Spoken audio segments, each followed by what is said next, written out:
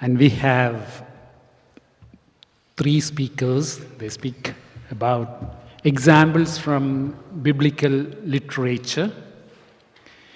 The first speaker, Professor Michael F. Kolarcik, S.J., former rector of the Biblical Institute, professor of Old Testament exegesis at the Biblical Faculty, will discuss the communicative power of posture in the wisdom of Solomon.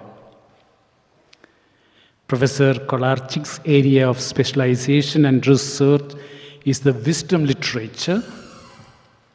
His thesis, published in Analecta Biblica, is titled The Ambiguity of Death in the Book of Wisdom 1-6, a study of literary structure and interpretation. Professor Kolarcik. Thank you very much. So the communicative power of posture in the Wisdom of Solomon 5:1. It's a declaration of posture that is very pivotal. And so I'm dedicating the whole lecture to understanding this particular phrase and its impact. So the posture under question in Wisdom 5:1 is a simple future tense, will stand. And the phrase in general is, then the righteous will stand, stesetai, with great confidence in the presence of those who have oppressed them and those who make light of their labors. So to locate the communicative power of this particular posture, it is important to locate the phrase within the context of the entire opening argument of the book. The first part of the Wisdom of Solomon 1-6 unfolds with a barrage of words championing justice over injustice.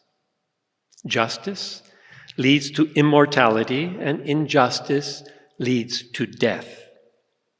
The drama of the conflict between justice and injustice unfolds through the metaphorical scene of a trial, a judicial process. And this is something important to appreciate, that we have an argument that is presented before the imagination of the reader in the form of a trial, of a judicial process.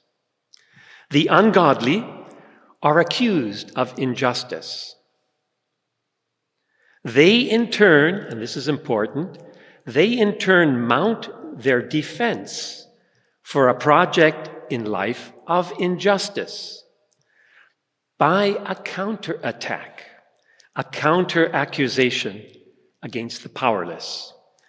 The ungodly subject the just one who opposes them to a shameful death, thanato eschemoni, as definitive proof of the power of injustice. That's the second part, Wisdom 2:20. In three subsequent diptychs, or four, the author sifts through the appearances and reality of strength and weakness in both the righteous and unrighteous. Wisdom 3-4. Then finally, for our phrase, finally in bringing readers to the lofty height of the perspective of an apocalyptic judgment, the author has that just one stand in the presence of the oppressors. Tote stesetai en paresia pole hodikaios. Not a word of defense or accusation. The simple but dramatic posture of standing in their presence shreds the arguments of the ungodly to bits and pieces. They confess their vacuous moral state with regret, which in turn leads to the final apocalyptic judgment. The righteous will receive a royal reward, a diadem, and all lawlessness will be blown away by a mighty tempest. Readers are finally exhorted to apply the lessons learned from this trial scene and seek wisdom to lead lives of justice and virtue and thereby gain immortality. In this paper, I would like to explore the literary force that the author achieves with the simple posture of the just one standing before the oppressors. How is the dramatic effect achieved? Is it through readers' recognition of the idiomatic phrase "to stand" in a trial, expressing a judgment of vindication? Or is the dramatic effect also achieved through a glaring contrast between the storm of words of the unrighteous and the silence of the just one who lets the posture of standing before them speak for itself? As you can imagine, both of the above. The polysemous verb "to stand," it has many meanings depending on the immediate phrase and the overall context. English, as in many languages, has a plethora of examples of a variety of meanings which extend from the physical posture of standing to the psychological experience of standing in different situations. And some examples I give you here. To stand up to challenge. To stand out, to be prominent. To stand down, to cease aggression or confrontation. To stand for, to substitute, or even to support. To stand against something, to oppose. To stand trial, to be examined in a judicial process. To stand with, to support. One who cannot stand something or someone, one who does not tolerate something or someone, and so on.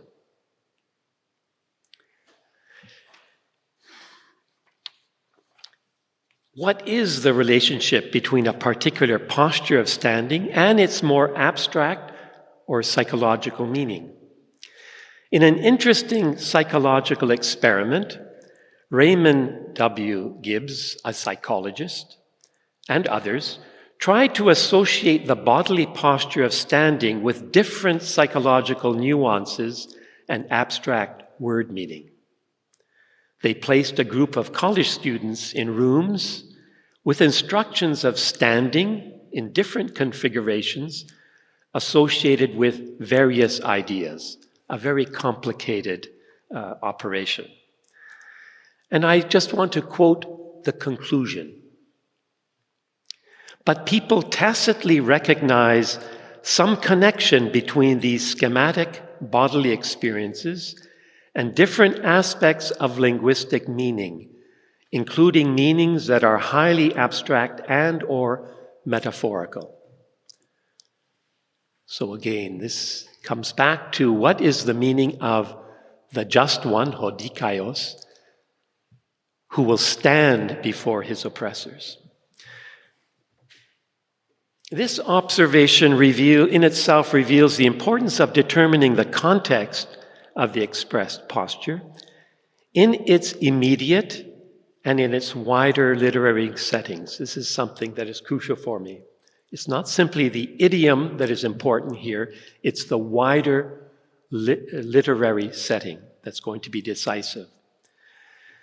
In his opening definition of stand, amad, with its frequent Greek equivalent histemi, the case of our text in 5:1, Helmer Ringgren notes the basic meaning of the posture of stand as approach, place oneself, or simply stand. And this is his concluding comment on this. Any theological overtones derive from the context. I would go further. Any theological, psychological, and abstract overtones derive from the context.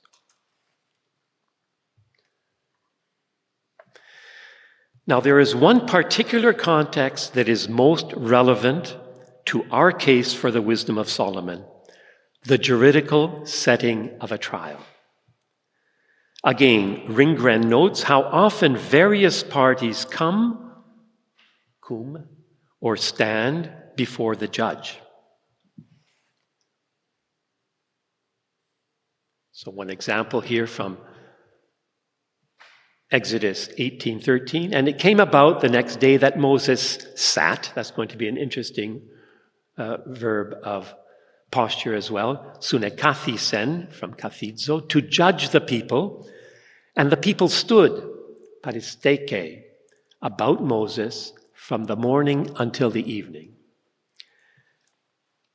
Pietro Bovati has examined various Hebrew verbs denoting the rising of the judge in the act of pronouncing judgment. And here I just give one of his examples. God has taken his place, hotheos este, in the divine council. In the midst of the gods, he holds judgment. An intervention in a judicial process is often introduced with the speaker's rising to accuse or to defend.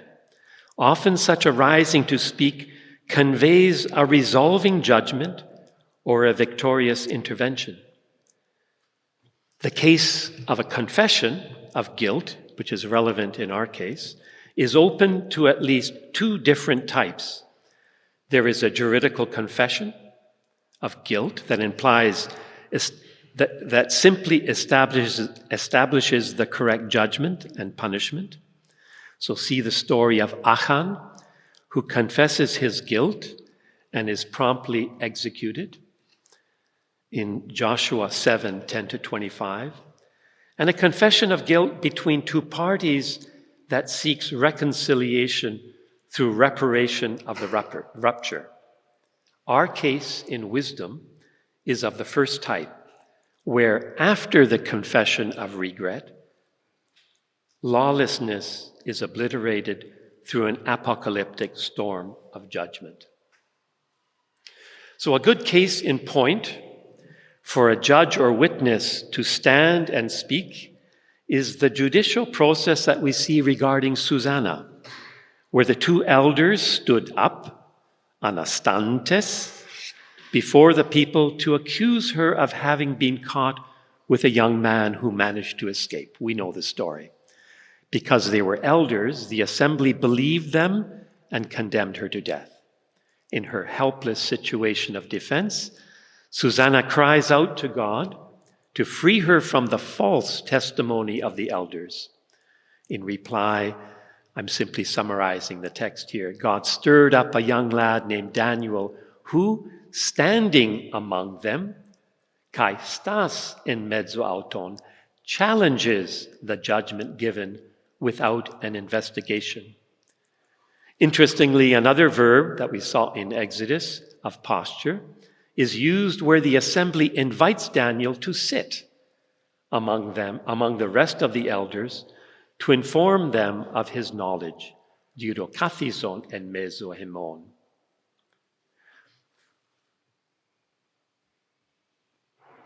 Returning to our case in Wisdom 5:1, we can ascertain that the idiomatic expression, then the just one will stand with great courage before his oppressors, as belonging to the immediate context of a juridical statement. Except that no speech is forthcoming. The just one says nothing, does not accuse, and does not defend himself. In its negative formulation, the phrase not to stand conveys the opposite judicial nuance. One who will not stand is one who has nothing to say, one who has no defense or counter-accusation to make. This is the case with the wicked in Psalm 1, which contrasts the way of the just and the way of the wicked. Therefore, the wicked will not stand, uk anastesontai, in the judgment, nor sinners in the assembly of the righteous. The idiomatic expression of Wisdom 5:1 also moves from the immediate context of a judicial statement to the wider setting of the reasoning of the wicked in Wisdom 2, which concluded in the wicked's project of the shameful death of the just one. This is achieved primarily through the contrasting silence of the just one and the naming of the oppressors before whom the just one stands. There is a clever word play. Yes, this is it here. There's a clever word play of the reaction of the wicked to seeing the just one standing before them, namely, that they will be amazed at the unexpected salvation of the righteous. In Greek, kai ekstezontai epito paradoxo teis soterias. The just will stand, stezetai, and the wicked will be amazed, ekstezontai. The wicked are given voice in two sections in the first part of the Wisdom of Solomon.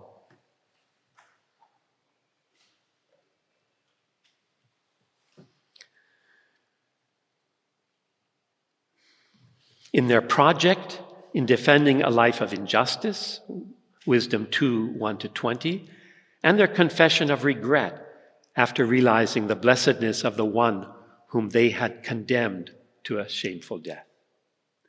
Why is the appearance of the just one standing before the ungodly a thorough dismantling of the entire defense and counter-accusation the just had mustered in chapter 2? So the structure of the wicked's defense and counter-accusation is fourfold.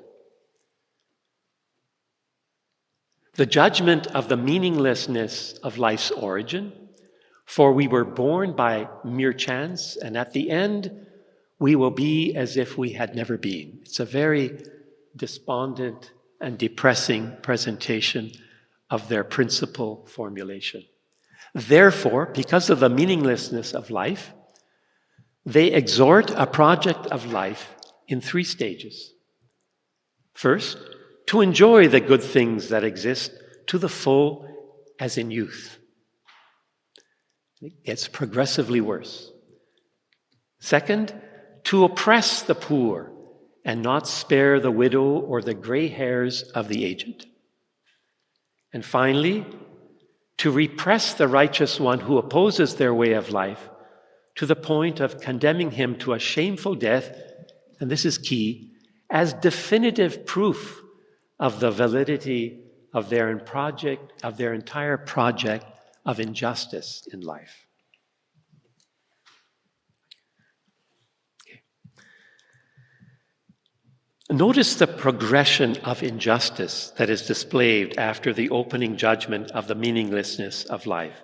First, to enjoy simple pleasures, even in the extreme ways as in youth. Then to oppress all signs of weakness and fragility, exemplified in the righteous poor, the widow and the ages. And finally, the most sinister and monstrous decision, to subject the just one who opposes their lifestyle to a shameful death as definitive proof for their entire project of injustice. Interestingly, in the 3 diptychs which follow, diptychs meaning comparisons of the just and the wicked, which follows, the author examines the appearances and reality of the situation of the just and the wicked in reverse fashion from the order of their project in life, beginning with the shameful death of the just one, 3:1-12, then moving to those who are just, who have no external fruit of their labors, but have virtue, 3:13 right to 4:6, and finally moving to the extreme exploitation of pleasure as in youth, with the contrast in 4:7-20 of the just youth who had passed away only too early. The key issue is that our idiomatic phrase, to stand before the oppressors, is a direct assault against the supposed validity of the wicked's project to subject the just one to a shameful death. When the simple standing before the oppressors is asserted in the day of visitation, the entire reasoning process of the wicked, from the original judgment of meaninglessness to the progressive amplification of injustice, collapses like domino figures. So here lies the communicative power of a simple verb of posture in a particular situation.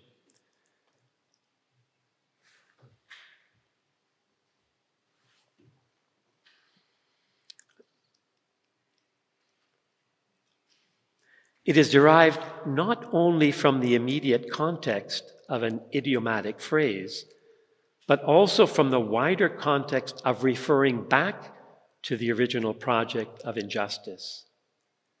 Not saying a word of accusation or defense highlights the power of the posture because of its contrast with the barrage of words from the wicked both before and after the judgment. The communicative power of standing elicits the confession of guilt and the wicked regret their entire project of injustice. Thank you.